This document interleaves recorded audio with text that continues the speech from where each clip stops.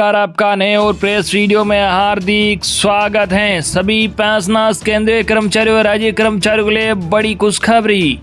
जी हां, सरकार से 31% डीए पर ऐलान और 18 महीने के बकाया डीए एरियर को लेकर भी सरकार से बड़ी खबर आ चुकी है, जिसकी पूरी जानकारी आपको इस वीडियो में मिलेगी।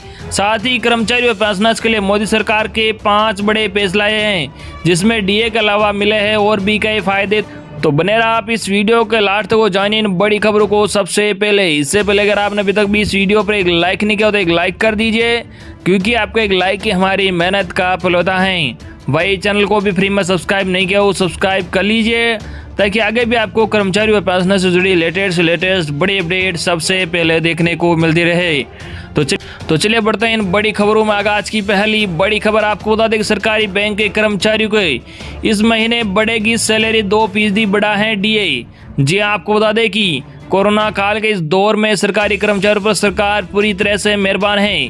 केंद्रीय कर्मचारी खुशखबरी मिलने के बाद अब पीएसयू सेक्टर में काम करे कर्मचारियों के लिए भी मोदी सरकार ने खुशखबरी दे दी है। दरअसल पीएसयू बैंकों के 8 लाख से ज्यादा सरकारी कर्मचारियों को सरकार ने महंगाई भत्ता बढ़ा दिया गया है। कर्मचारियों को अगस्त महीने की सैलरी में जुड़कर मिलेगा। डीए में 2.10% का इजाफा किया गया है। जान लीजिए डीए का कैलकुलेशन भी। जी आपको बता दें कि पीएसयू सेक्टर के कर्मचारियों का डीए अगस्त, सितंबर, अक्टूबर 2021 के लिए बढ़ाया गया है, यानी ये बढ़ोतरी सिर्फ 3 महीने के लिए है। इसे all India average consumer price index के आंकड़े के आधार पर तय किया गया है। पीएसयू में काम करने वाले लोगों के महंगाई भत्ते की बात की जाए तो इसके कैलकुलेशन का तरीका यह है कि महंगाई भत्ता बीते 3 महीने को भुगतान मूल्य सूचकांक का औसत बेस ईयर 2001। पीएसयू बैंक के कर्मचारियों की सैलरी अलग अलग कैटेगरी में होती है। इनमें बैंक पीओ की सैलरी 40,000 से 42,000 रुपये प्रति महीना होती है। इसमें बेसिक 27,620 रुपये। इस पर डीए में 2.10% की बढ़ोतरी हुई है। पीओ के लिए सर्विस हिस्ट्री के नियमानुसार पूरी सर्विस के दौरान एम्प्लॉय को 4% इंक्रीमेंट दिया जाता है।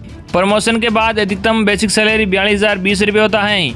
इंडियन बैंक एसोसिएशन IBA के आदेश के मुताबिक मई, जून और जुलाई 2021 के लिए डीए का आंकड़ा 367 स्लैब था। अगस्त से अक्टूबर के लिए इसमें 30 स्लैब की बढ़ोतरी हुई। इस आधार पर पीएसयू कर्मचारियों का डीए 2.10% बढ़कर 27.79% हो गया है। पहले महंगाई भत्ता 25.69% था। वही अगली बड़ी खबर आपको बता दें, केरल में सरकारी कर्मचारियों को ओणम बोनस के तौर पर 4,000 रुपये देने की घोषणा। 15,000 रुपये तक ले सकते हैं एडवांस। यहाँ आपको बता दें कि कोरोना के कारण देश में हुए लॉकडाउन ने लाखों लोगों की आर्थिक कमर तोड़ दी है। देश के अलग अलग हिस्से से लाखों लोग लंबे समय तक लॉकडाउन के कारण आर्थिक संकट से निपटने के लिए संघर्ष कर रहे हैं, और उनमें से कुछ ने आत्महत्या का सहारा भी लिया है। वही एक तरफ जहां केरल में लॉकडाउन के प्रतिबंधों के खुलने के साथ ही महंगाई बढ़ गई है, वही राज्य में आने वाले ओणम त्योहार को देखते हुए केरल सरकार ने बुधवार को सरकारी कर्मचारियों के लिए 4,000 रुपये बतौर बोनस देने की घोषणा की है। राज्य के वित्त मंत्री KN बालगोपाल ने एक बयान में कहा कि बोनस के लिए पात्र नहीं होने वाले कर्मचारियों को 2,750 रुपये का विशेष त्योहार भत्ता दिया जाएगा। बुधवार को वित्त मंत्री KN बालगोपाल ने 5,20,000 राज्य सरकारी कर्मचारियों को ओणम बोनस और त्योहार अग्रिम बोनस देने की घोषणा की है। वही राज्य में 4 महीने पहले ही सरकारी कर्मचारी वेतन में भारी वृद्धि की गई थी। उन्होंने बताया कि राज्य सरकार ने ओणम के लिए 311 करोड़ रुपये अलग रखे हैं। बालगोपाल ने कहा कि बोनस के अलावा भी त्योहार के मद्देनजर सरकारी कर्मचारी अपनी सैलरी से 15,000 रुपये तक पूरा एडवांस के रूप में ले सकते हैं। मिली जानकारी अनुसार राज्य के 5,20,000 सरकारी कर्मचारी, उसमें से लगभग 1 लाख को ओणम बोनस के रूप में 4,000 रुपये मिलेंगे, जबकि बाकी को 2750 रुपये त्योहार भत्ते के रूप में मिलेंगे। इसके अलावा 5,30,000 सेवा पेंशन भोगियों को प्रत्येक को 1,000 रुपये मिलेंगे। सभी कर्मचारी 15,000 रुपये का त्योहार अग्रिम प्राप्त करने के लिए भी पात्र हैं, जिसे 5 मासिक किस्तों में चुकाया जाना चाहिए। वही अगली बड़ी खबर आपको बता दें कि पेंशन से नहीं होनी चाहिए अनिवार्य कटौती, हाई कोर्ट ने दिया फैसला। जी हाई कोर्ट ने राज्य के सेवानिवृत्त कर्मचारी की पेंशन से की जा रही अनिवार्य कटौती को गलत करार देते हुए इसे संविधान की धारा 300 के तहत उल्लंघन बताया। इस धारा के तहत पेंशन को हर कार्मिक की संपत्ति माना गया है। जनहित याचिका पर सुनवाई के बाद हाईकोर्ट ने राज्य सरकार को 18 अगस्त तक स्थिति स्पष्ट करने के निर्देश भी दिए हैं। कोर्ट ने सरकार से अपने इस निर्णय पर पुनर्विचार करने के लिए भी कहा है। मुख्य न्यायाधीश RS चौहान एवं न्यायमूर्ति आलोक कुमार वर्मा की खंडपीठ के समक्ष मामले की सुनवाई हुई। देहरादून निवासी गणपत सिंह बिष्ट और अन्य ने हाईकोर्ट में जनहित याचिका दायर कर कहा था कि राज्य सरकार ने 21 दिसंबर 2020 को एक शासनादेश जारी कर उनकी अनुमति के बिना स्वास्थ्य बीमा के नाम पर पेंशन से 1 जनवरी 2021 से अनिवार्य कटौती शुरू कर दी है। याचिकाकर्ताओं का कहना है कि पेंशन उनकी व्यक्तिगत संपत्ति है, सरकार उनकी पेंशन से कटौती नहीं कर सकती है। ये संवैधानिक। पूर्व में कर्मचारी स्वास्थ्य बीमा का खर्च सरकार वहन करती थी, लेकिन अब स्वास्थ्य बीमा के नाम पर उनकी पेंशन से हर माह कटौती की जा रही है। वही अगली बड़ी खबर आपको बता दें कि सरकारी कर्मचारियों के लिए एक और गुड न्यूज। 28% डीए के बाद एक और ऐलान से बढ़ने वाली है सैलरी। जी आपको बता दें कि सरकार जल्दी जून का महंगाई भत्ता भी जारी कर सकते हैं। ऐसा हुआ तो कुल महंगाई भत्ता 28% की जगह 31% हो जाएगा, यानी केंद्रीय कर्मचारी सैलरी में एक बार फिर इजाफा होगा।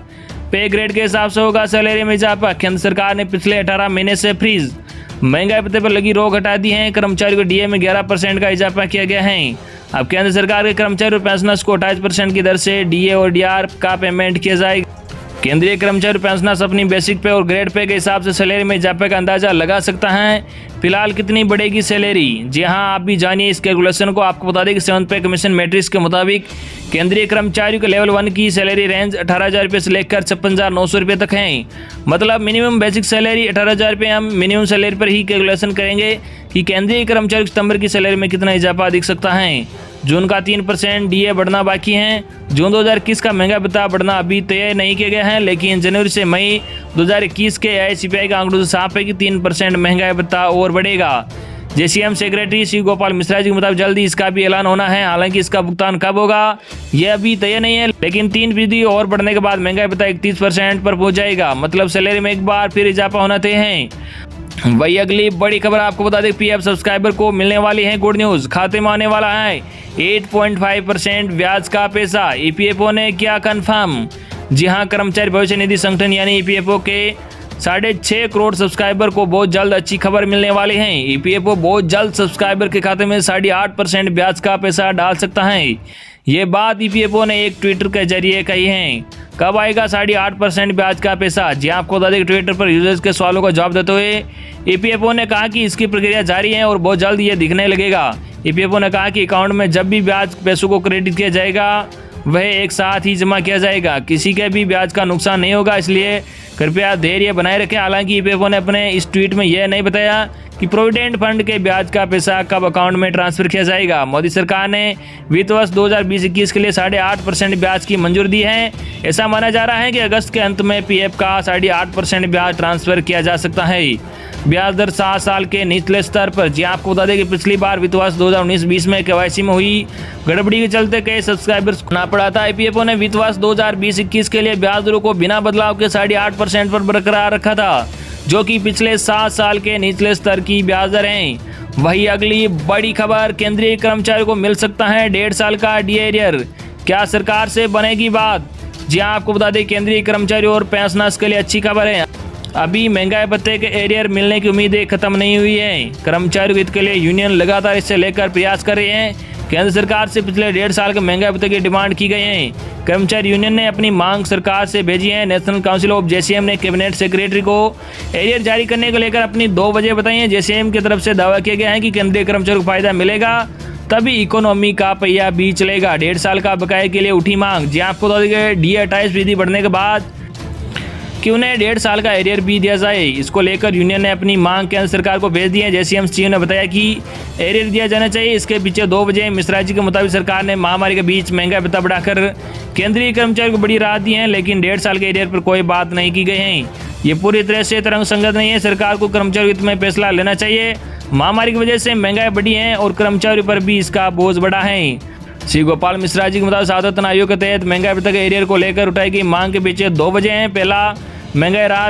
पहला महंगाई भत्ता महंगाई राहत कर्मचारी और पेंशनर्स का अधिकार है, उसे रोका नहीं जा सकता। सुप्रीम कोर्ट ने भी इस पर फैसला दिया था कि महंगाई भत्ता कर्मचारी की सैलरी का हिस्सा है, उनका हक है, इसे रोकना ठीक कानूनन इसे रोका नहीं जा सकता, इसलिए सरकार को इसे रिलीज करना चाहिए। हालांकि सरकार ने रुकी हुई पिछली 3 किस्तों का भुगतान कर दिया है, लेकिन एरियर भी उसी का हिस्सा है। यूनियन सरकार के साथ नेगोशिएटेड सेटलमेंट के लिए तैयार है, लेकिन कर्मचारियों का हक नहीं मरना चाहिए। इकोनॉमी का पहिया चलाने के लिए भी एरियर जरूरी है। जी आपको बता दें कि श्री गोपाल मिश्रा जी के मुताबिक महंगाई भत्ते के एरियर का भुगतान होने से कर्मचारी और पेंशनर्स को फायदा मिलेगा। बाजार में इससे कैश फ्लो बढ़ेगा बढ़ती महंगाई में बाजार में पैसा आने से सरकार को भी इकोनॉमी का पहिया चलाने में मदद मिलेगी। इकोनॉमी सुस्ती को दूर करने के लिए कैश फ्लो भी जरूरी है।